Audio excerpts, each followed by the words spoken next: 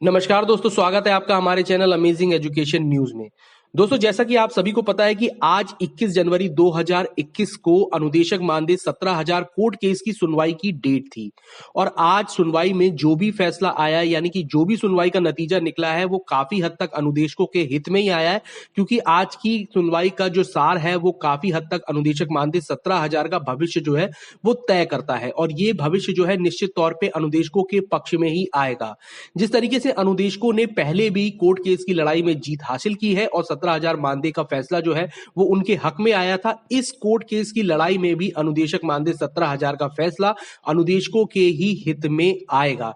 मैं इस वीडियो में अभी आपको आज की कोर्ट केस की सुनवाई की पूरी अपडेट बताऊंगा और इससे पहले कि मैं आपको वीडियो शुरू करूं, मैं आपको एक बात बता दूं कि आज जो है भले ही कोर्ट में जो है अगली डेट मिली है, लेकिन जो भी सुनवाई हुई है वो काफी पॉजिटिव रही है और उस सुनवाई में काफी हद तक आज से जो है भविष्य तय होगा कि आगे जाके क्या होना है। और मैं आपको निश्चित तौर पे कह देता हूं कि अनुदेशकों को यहां पर भी विजय ही मिलेगी।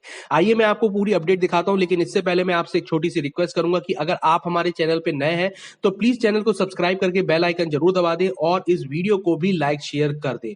तो दोस्तों, जैसा कि आज सुबह से ही सभी को पता था कि आज कोर्ट केस की सुनवाई होनी है और सभी की सुबह से ही इस बात पे नजर बनी हुई थी। करीबन 12 बजे जो है वो केस जो है वो टेकअप हुआ था और उसमें काफी बहस भी हुई और उसके बाद कुछ नतीजे सामने आए हैं। चलिए आइए सबसे पहले हम पूरी अपडेट को जान लेते हैं। एक पोस्ट है जो वैदिक टीम के द्वारा की गई थी, हम सबसे पहले उस पोस्ट को देख लेते हैं कि उस पोस्ट में क्या लिखा हुआ है। इसमें लिखा हुआ है कि प्रिय साथियों, वैदिक टीम का नमस्कार। 17,000 मानदेय अनुदेशक मामला double bench Lucknow court appeal संख्या 403/2019 अनुराग व अन्य में।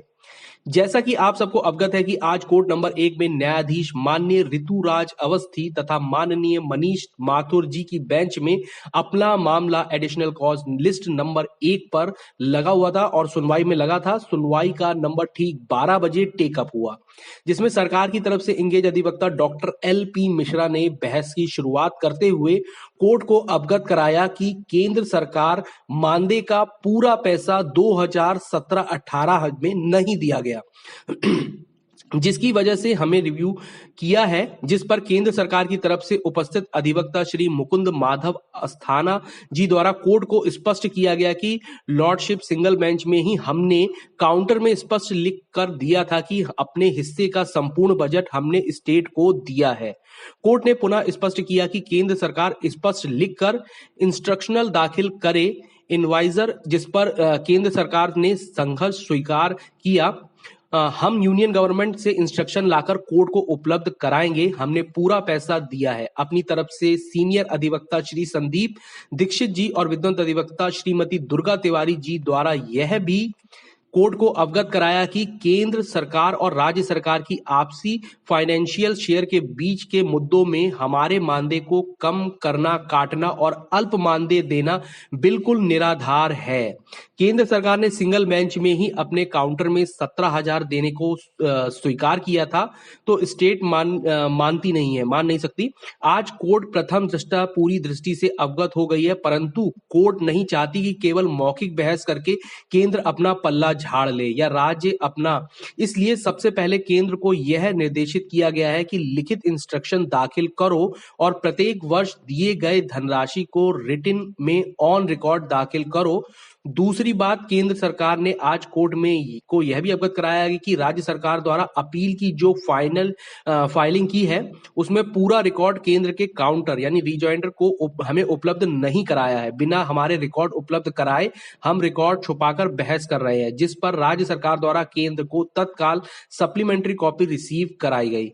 मित्रों, आज ही सुप्रीम कोर्ट में 3 माह में याचिका को निस्तारण करने का यह अपना 8 जनवरी 2021 को निस्तारित आदेश की प्रति स्टेट और अपनी तरफ से श्री संदीप दीक्षित जी द्वारा कोर्ट को उपलब्ध कराई, जो केस में ऑन रिकॉर्ड हुई। मित्रों, एक बात आज और स्पष्ट हो गई कि अनुदेशक मानदेय 17,000 के कोर्ट की लड़ाई में कानूनी तौर पर हम लोग बहुत ही मजबूत हैं। परम आदरणीय और अनुदेशकों की साक्षात देवी के रूप में श्रीमती दुर्गा तिवारी जी और लखनऊ बेंच के बहुत ही सुयोग्य और सर्विस मैटर के सीनियर अधिवक्ता आदरणीय संदीप दीक्षित जी ने अपने संक्षिप्त शब्दों में टू द पॉइंट तर्कों से कोर्ट को वस्तुनिष्ठ से अवगत कराया। आज कोर्ट बहुत ही सकारात्मक रही। केंद्र सरकार ने आज के संक्षिप्त आर्गुमेंट में भी हमारे फेवर में ही एक बात और है कि देर भले ही हो रही है, परंतु अब मौखिक बहस ना हो, जो भी हो वो रिटन में हो, हर मोड़ पर रहे, ताकि सरकार किसी भी कोर्ट में क्यों ना जाए, हमारा रिकॉर्ड मजबूत रहे। कोर्ट ने सुप्रीम कोर्ट के आदेश पर प्रेजेंस में केंद्र सरकार को पुनः इंस्ट्रक्शन के साथ आने को कहा है। अगली तिथि 10 दिन बाद लिस्ट में टॉप मोस्ट केस में लगाने को कहा है। मित्रों, बहस का क्रम घंटे 2 घंटे चलेगा, इसलिए केस को प्रायोरिटी में लगाया गया है। मित्रों, आज की बहस में अपने अधिवक्ता के कथन और उनके चर्चा परिचर्चा से हम लोग पूर्ण आश्वस्त हो चले हैं कि जिस तरह सिंगल बैच में आदरणीय दुर्गा तिवारी जी ने अनुदेशकों को जीत दिलाई है, उसी तरह सिंगल बैच के आदेश को ठीक उसी तरीके से जीत दिलाने में सफल होंगी। साथियों, जिस तरीके से आप सभी के विधिक टीम पर विश्वास बनाए रखा है, निश्चित तौर पर आप सभी विश्वास पर खरे उतरेंगे। प्रमुख अपील संख्या 403/2019 अनुराग व अन्य में अपनी तरफ से बेहतर तैयारी के साथ अधिवक्ता पैनल श्री संदीप दीक्षित जी, वरिष्ठ अधिवक्ता सर्विस मामले लखनऊ कोर्ट, और श्रीमती दुर्गा तिवारी जी, विद्वंत अधिवक्ता हाईकोर्ट इलाहाबाद, और श्रीमती सुरगमा शर्मा अधिवक्ता लखनऊ। और उसके बाद जो इन्होंने लिखा है, शेष ऑर्डर जो है वो लोड होने के बाद आपको बताया जाएगा, विधिक टीम व सहयोगी टीम। तो यहां पर जो भी संक्षिप्त में पूरा निकल के आता है वो ये है कि जितना भी अभी तक आपने बजट को जारी किया था, केंद्र सरकार कह रही है कि हमने बजट को जारी किया है, हमने अनुदेशकों का बजट जो है पूरा 17,000 के हिसाब से ही राज्य सरकार को भेजा है, लेकिन राज्य सरकार इस पर मान नहीं रही है। इस पर कोर्ट ने कहा है केंद्र सरकार से कि आपने जो भी बजट जारी किया है, आप उसको लिखित तौर पर यहां पर पेश करें, ताकि एक पक्का प्रूफ हो जाए कि आपके द्वारा दिया कही गई बात बिल्कुल सत्य है। यानी कि कहीं ना कहीं तौर पर अब अनुदेशकों का पक्ष और ज्यादा मजबूत हो गया है। किसी भी तौर पर ना ही केंद्र सरकार और ना ही राज्य सरकार अपना पल्ला झाड़ सकती है। यानी कि आगे जाके ये मामला बिल्कुल क्लियर हो जाएगा। जिस तरीके से अगर अभी तक जो मौखिक बातें हो रही थी वो लिखित रूप में आ जाएंगी, यानी कि पक्का प्रूफ भी आ जाएगा कि बजट को जारी किया गया, लेकिन बावजूद उसके कि अभी तक अनुदेशकों को मात्र 7,000 रुपए वेतनमान दिया जा रहा है। यानी कि जो भी फैसला आएगा वो निश्चित तौर पर अब अनुदेशकों के पक्ष में ही आना है। यानी कि आप लोगों ने इतना लंबा जो धैर्य बनाया है उसको कायम रखिए, कुछ समय और इंतजार कीजिए। अभी अगली डेट आती है, हो सकता है उसके बाद एक और डेट निकल के आ जाए, लेकिन उसमें भी आपको घबराना नहीं है, अपने धैर्य को खोना नहीं है। और अनुदेशकों को जो 17,000 मानदेय का आदेश है वो बहुत जल्द जारी भी होगा और अनुदेशकों को 17,000 मानदेय भी मिलेगा।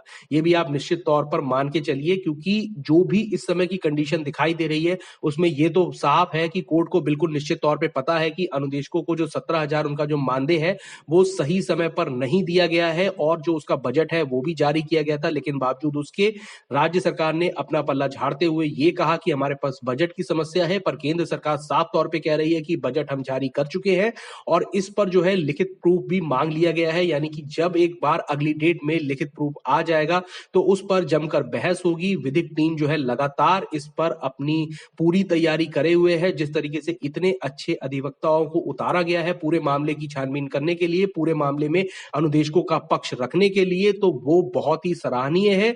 और मैं आपसे यही कहूंगा कि आप विधिक टीम पर पूरा भरोसा रखिए और इस कोर्ट केस में अनुदेशकों की जीत होगी, और आज नहीं तो कल आपको मानदेय 17,000 रुपए में एरियल सहित निश्चित तौर पर मिलेगा। इसलिए धैर्य ना खोएं, धैर्य बनाए रखें। अनुदेशकों के मानदेय जो नवंबर दिसंबर का अभी तक नहीं आया है, उसके लिए अभी तक यही सुनवाई आई है कि बहुत जल्द हो सकता है ये ग्रांट जारी कर दी जाएगी और उसके बाद ये मानदेय भी आपके खाते में आ जाएगा। तो निश्चित तौर पर आप बस धैर्य बनाए रखिए और भरोसा रखिए, आज नहीं तो कल जीत अनुदेशकों की ही होगी। वीडियो अगर अच्छी लगी हो तो प्लीज लाइक शेयर जरूर करें और इस चैनल को भी सब्सक्राइब करके बेल आइकन जरूर दबा दें। धन्यवाद।